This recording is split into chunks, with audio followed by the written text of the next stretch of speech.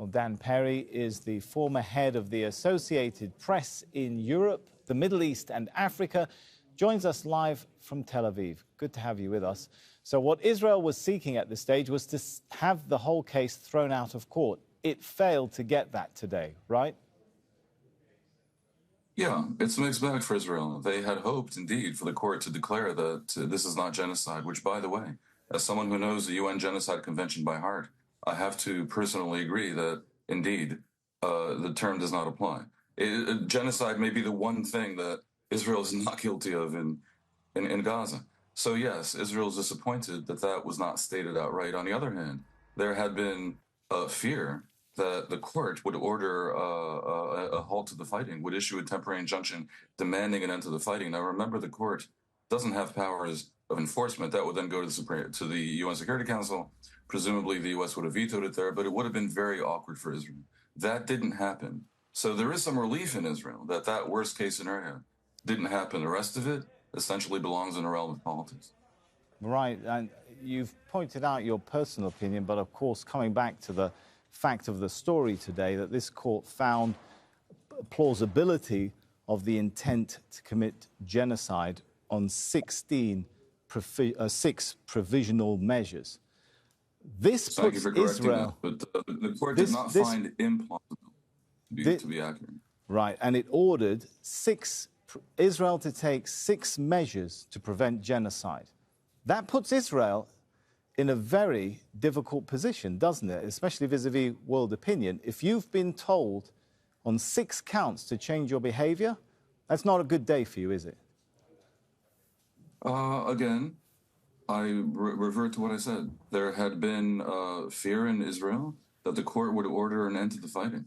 That didn't happen. Sure, Israel got wrapped on the knuckles, and I can't argue with that particular ruling by the court, but I underscore the ICJ does not have powers of enforcement. Only the UN Security Council can do that.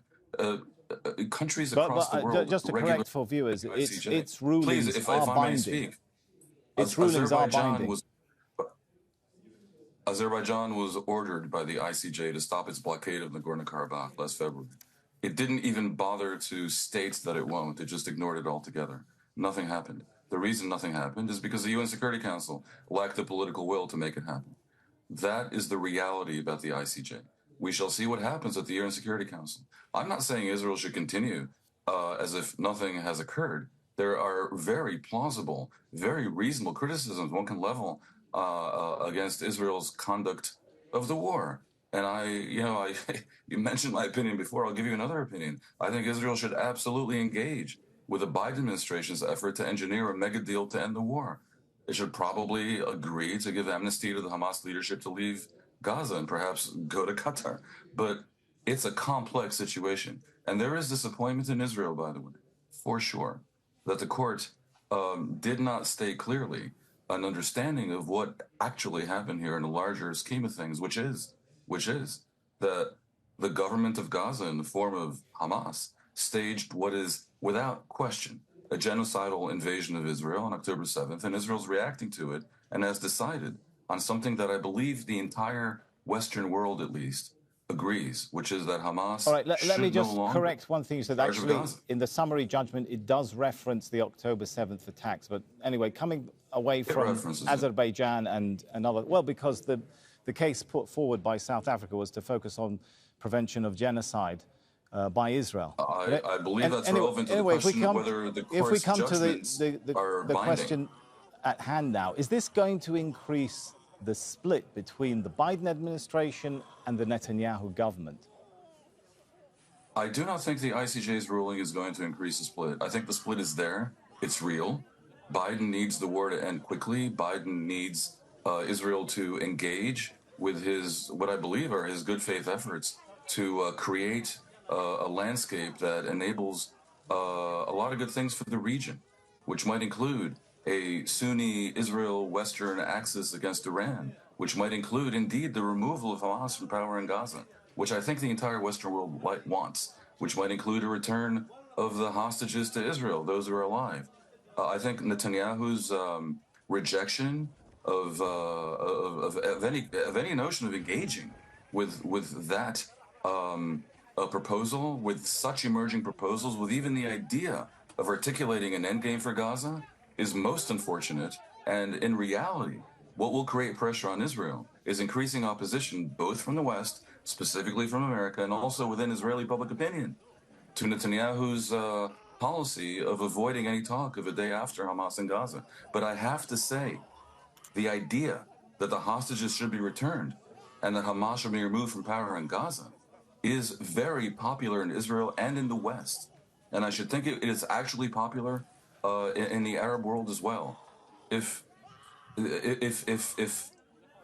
Palestinians have an enemy, I actually think that enemy is more Hamas than Israel, realistically. Right, Hamas has been trying for 30 years to prevent the partition of the Holy Land into a two-state solution, and anyone who knows history should be aware of that. Okay, So the idea of conflating let's come back and with the focus. Palestinian national interest Let's is focus on the fallacious. ICJ ruling. Do you think there's any chance that the Netanyahu government will take any steps to try and show he's abiding at all by this ruling?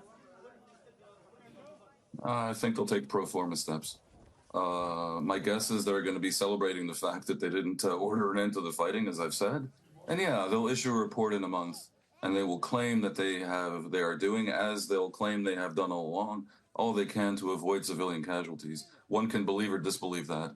I hate to not cooperate with the premise of the question, but I don't think the ICJ ruling moves the needle. I think if we want the needle moved, that comes from political pressure applied by Biden and the Western world upon Netanyahu. Clearly, And by the way, wouldn't 15 for the Arab world to apply pressure on Hamas as well. of the judges disagreed with that. They've ordered measures to be taken immediately by Israel for Israel not to cover up acts of genocide and for Israel to report back. Do you think Israel will even report back within a month on how much compliance it's giving? That's a good question. That's a good question. Now look, this is an assessment. My assessment is that yes, they will. They're going to try to make it. They're going to try to make it appear as if they're indeed compliant. But with the content of that report within a month, will it satisfy Israel's critics? I'm skeptical. All right. Thanks so much, Dan Perry, for joining us. Thank you.